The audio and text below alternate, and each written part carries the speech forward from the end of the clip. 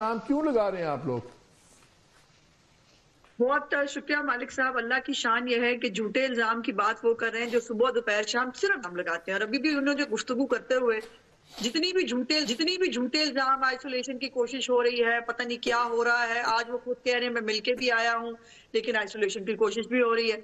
पहले तो इस बयान के ऊपर मेरी भी इतलात के मुताबिक बहुत बड़ी तादाद में इन्होंने एक पिटिशन जो है, चूंकि इमरान खान साहब को जो है वो इंसाफ नहीं मिल रहा, इसलिए एक पिटिशन साइन कराई है और साइन करा के वो जमा कराई है पाकिस्तान के जीएसपी स्टेटस को जो है वो लेकिन वापस वो लेने के लिए। पिटिशन आप लोगों और ने अल्लाह दिखाई नहीं ना, वो किसके पास है? अगर तारड़ साहब के पास थी तो दिखाते, उसकी कोई कॉपी कुछ होता ना। ये तो उन्होंने तो कैटेगोरिकली डिनाई किया। अगर आप लोगों ने इल्जाम लगाया तो क्या लाजिम नहीं था कि तारड़ साहब दिखाएं पिटिशन? वो मैं बता देती हूँ। इनको आदत है सोशल मीडिया के ऊपर भी एक कारनामा सरअंजाम देंगे, उसके बाद मुकर जाएंगे, कहेंगे नहीं हम नहीं थे, हमारे लोग नहीं थे। और अब भी वो कहेंगे कि किसी और ने किया है, हमने पीछे से बैक नहीं किया। ये जो पिटीशन गई है ये पीटीआई बैक नहीं थी, ये खुद ही लोगों ने कर दी है। देख लीजिएगा, अल्टीमेटली ये रिजल्ट निकलेगा। और यकीनन ये जो डिटेल्स हैं ये आपके सामने आ जाएंगी, आनी भी चाहिए। काश अल्लाह करे हम इसमें गलत होते, लेकिन ऐसा नहीं है। और आज भी इमरान खान साहब ने जो अदालत के अंदर बात की है, जर्नलिस्ट है, उन्होंने फिर श्रीलंका बनाने की बात की है, फिर वही मासूम ख्वाहिश। मुझे समझ नहीं आती कि आदमी अपने मैं से, अपने आप से आगे बढ़ के क्यों नहीं सोच सकता। इस शख्स को पाकिस्तान से किस चीज का प्रॉब्लम है कि जब शुरू करेंगे, कभी आईएमएफ को उन्होंने जो है वो पूरी तरह कोशिश की कि आईएमएफ का जो है वो पैकेज ना मिले पाकिस्तान को, तो ये अब जीएसपी प्लस के पीछे पड़ गए हैं। कभी ये पाकिस्तान को श्रीलंका बनाने के लिए कुछ साजिशें तैयार कराते हैं, कभी टेलीफोन कराते हैं, को पहली दफा हो रहा है। लेकिन वो तो कह रहे हैं महंगाई पे। यार मैं अजमा जरा दो तीन बातें, मैं आज तीन चार सब्जेक्ट छेड़ना चाह रहा हूँ। वो तो जो सेंटर में जो हो रहा है वो तो हो रहा है, लेकिन एक बात बताएं नज़्म, इतनी क्रिटिकल हालात हैं, इतना सब कुछ हमारा ख्याल था आउट ऑफ बॉक्स थिंकिंग होगी, लेकिन पंजाब में हम देखते हैं तो मरीम नवाज साहिबा भी वही जुमा बाजार, इतवार बाजार वहाँ जा रही हैं, एक दो स्कूल्स में जा रही हैं।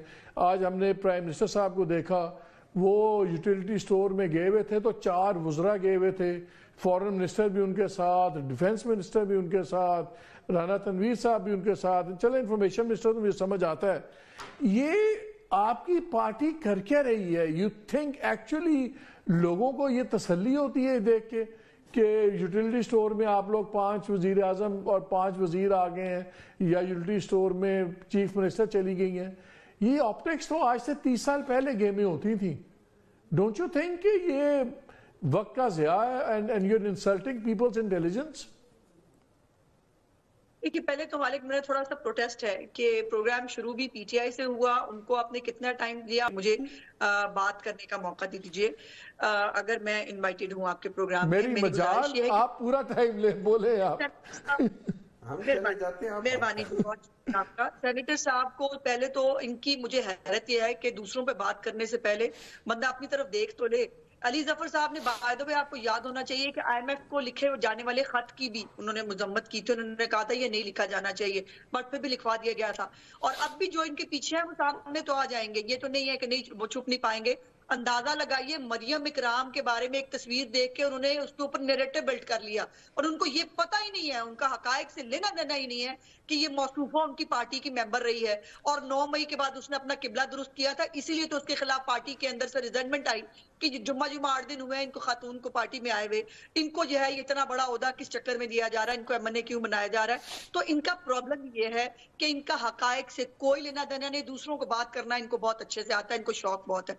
अब मैं जाती हूँ आपके सवाल के ऊपर। मुझे हैरत यह है मालिक साहब कि आप अच्छे खासे सीनियर जर्नलिस्ट हैं, मुझे ये बताइए कि अगर एक आम आदमी के पास जाकर उसके मसाइल अगर सुन रहा है, वजीर आजम है या चीफ मिनिस्टर है, उसमें ऑप्टिक्स और उसमें बुराई और उसमें ये 30 साल पहले की सियासत है, तो क्या करें? अब आप घर बैठ जाएं, अब आप बिल्कुल बेजार हो जाएं, आपको किसी से मिलने का शौक ना हो, आप कमरे के अंदर बंद होकर जो आपको ब्यूरोक्रेसी सुनाए वो आप सुन के उसके ऊपर आंखें बंद करके आप अमल दरामद करें और फिर ये इसको आप अच्छी गवर्नमेंट कहते हैं। बुज़दार साहब ऐसी गवर्नमेंट चला रहे थे ना। इमरान खान साहब जो है वो 11 बजे निकले थे रमजान बाजार में और 11 बजे वो कह रहे थे कि चलाओ जो है वो समोसे तलो, चूंकि मैं निकल आया हूँ आज पहली दफा।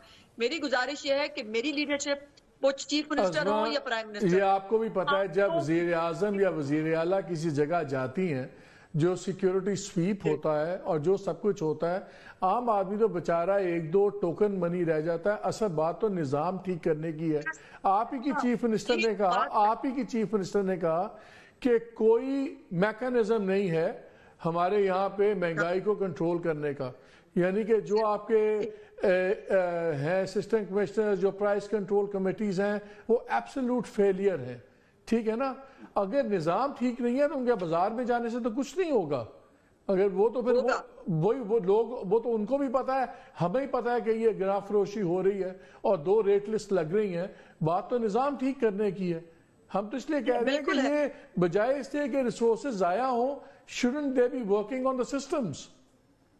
नहीं, वो she is already working on the system. मेरा ख्याल है कि आप तक शायद खबर नहीं पहुंच सकी, मेरी गलती होगी जो मैं नहीं पहुंचा सकी शायद, कि उन्होंने बाकायदा तौर पर जो एक अलहदा अथॉरिटी या महकमा इवन तक बनाने का हुक्म अपने पहले दिन, जिस दिन उन्होंने ओथ लिया था, पहली मीटिंग उन्होंने अशिया खुर्दोनोश के ऊपर जो उनकी कीमतें हैं उसको कंट्रोल करने के लिए कहा। और उन्होंने, देखिए यही तो बात है, यही तो सिंसेरिटी है कि हम जो है वो फेक नहीं कर रहे हैं कुछ भी ना। उनका कोई प्लान जो है वो कहीं पर विजिट जो है वो प्लान होता है और ना वहां पर हम कोई अपनी मर्जी से एडिटिंग कर सकते हैं ना, हम ये चीजें काट दें, हम निकाल दें। लेकिन एक इंटरेस्टिंग चीज मुझे मेरे सामने एक नोट पड़ा हुआ है, वो मैं आपसे शेयर करना चाहता हूँ। अज़मा, आपसे एक नोट शेयर करना चाहता हूँ। आप बात खत्म कर लें फिर मैं शेयर करता हूँ। जी प्लीज, मैं सिर्फ बात 2 जुमले और ऐड करना चाहती हूँ कि ना तो उनका प्लान कहीं विजिट होता है, वो कहीं प्लान करके नहीं जाती, वो जो है वो अचानक जाती है। और आम आदमी को और पूरी ब्यूरोक्रेसी को ये मैसेज देना कि आम आदमी की राय इंपॉर्टेंट है, जो उसका फीडबैक आ रहा है ना वो एडिट होता है, ना उसको हम कहीं पर छुपाने की कोशिश करते हैं। और ये एहसास कि आपका, आप देखें तो सही लोगों के सेंटीमेंट क्या है, जहां भी वो जाती हैं लोग कितना खुशी का इजहार करते हैं कि हमें कोई सुनने वाला है, हमें डायरेक्ट सुनने वो तो जो भी जाता है करते हैं। लेकिन मैं अभी आपने एक बात की कि आप क्या चाहते हैं कि हमारे वज़ीर आला या वज़ीर आज़म जो है वो ब्यूरोक्रेसी की बातों में बंद कमरों में एतबार कर लें। सुन लें जरा दूसरी तरफ क्या हो रहा है। जब पीटीआई की गवर्नमेंट थी तो 125 से 150 सिविल अवार्ड्स होते थे हर साल। मियां शहबाज साहब ने पिछली बारी उसको रेस कर दिया 250 सिविल अवार्ड्स, अब अनाउंस कर दिए 700। इससे तमाम सिविल सर्वेंट्स हैं, पुलिस वाले, ब्यूरोक्रेसी वाले, कोई पीएसपीएम्स हैं जो पंजाब में हैं, चीफ सेक्रेटरीज हैं, आईजीपीज हैं, मसलन करंट आईजीपी पंजाब जो है और सीएस चीफ सेक्रेटरी पंजाब हैं, इनको भी अवार्ड मिल रहा है। इनको उन्होंने अपॉइंट किया, फिर केयर टेकर में भी रहे आगे। मुझे जरा बता देना, करंट आईजी पंजाब ने या करंट चीफ सेक्रेटरी ने कौन सी ऐसी एक्स्ट्रा ऑर्डिनरी मेरिटोरियस सर्विसेज दी हैं कि आप उनको सिविल रिवॉर्ड्स दे रहे हैं मार्च के अंदर। जब आप लोग एक तरफ कहते हैं, चीफ मिनिस्टर कहती है निज़ाम नहीं है जी, कोई मैकेनिज्म नहीं है, वो बात कर रही है ब्यूरोक्रेसी के फेलियर की, निज़ाम के फेलियर की, जवाब तमाम मसाइल। दूसरी तरफ आप ही की गवर्नमेंट हर ब्यूरोक्रेट को सिविल अवार्ड्स भी दे रही है। मुझे बताएं तो सही, फिर दोनों में से एक चीज गलत है ना? मैं बताती हूँ। नहीं, दोनों आपकी थोड़ी सी ऑप्टिक्स जो है देखने की वो थोड़ी सी मुख्तलिफ है। हर अच्छे बुरे लोग हर जगह पे होते हैं। पहले तो मालिक साहब, कोई भी महकमा पूरा गलत नहीं होता, पूरी दुनिया इकट्ठी गलत नहीं होती। दूसरी बात यह है कि वो खुद निशानदेही कर उसको ठीक भी करवा रही हैं।